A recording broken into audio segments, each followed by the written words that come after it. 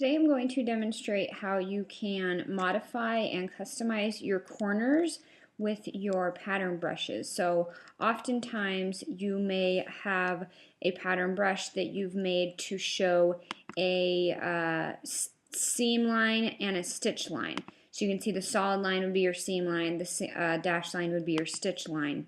Now if you create your pattern brush like I've showed in previous tutorials, you just drag it in here, new pattern brush. We'll say seam plus stitch,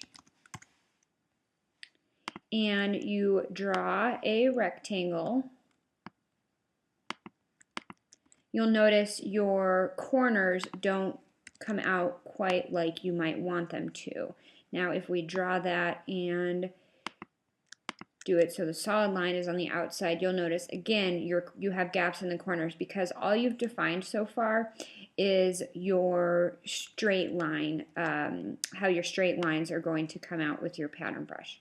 So what we will do in order to define the corners of the pattern brush is first you do want to start with two rectangles or squares that have your pattern brush applied. Now what you're going to want to do is zoom in, and basically you're going to fill in manually how the corner of this would look, and then we will apply that to the pattern brush, and I'll show you in a minute. So we're just going to do it just really close. So it would have a corner there, and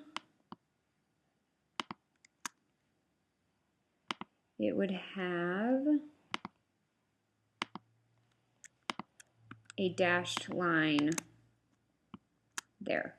Now how precise and exact you want to get is up to you. One thing to note is that you always want to define it in the upper left hand corner of your rectangle. So we'll select that and drag this onto your brushes menu holding the Option key for Mac, and you'll notice that that square gets a dark outline on it. Now we come in here and it's showing you this is what you're defining for a corner. So we'll say OK, and it's asking us if we want to apply it to the stroke. So we will say yes, apply to strokes. Now we'll delete that, and as you can see it applied it to our stroke.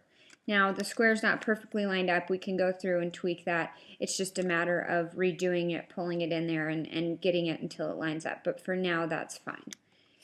So now we have what is called an inside corner. Once you reverse your directionality of your pattern brush, which we've done here, you create what is called an inside corner. So we need to define a corner for that as well. So first we will add a little square here, and then we would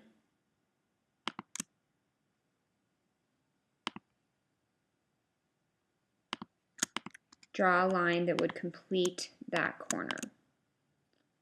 Now mine's not exactly perfect, but you can tweak to get it a little bit closer if you'd like. Again, we bring that in, and the inside corner is the fourth quadrant over. Again, if you hold Option, you will see that that highlights that, and you can apply that. Say OK and apply to strokes.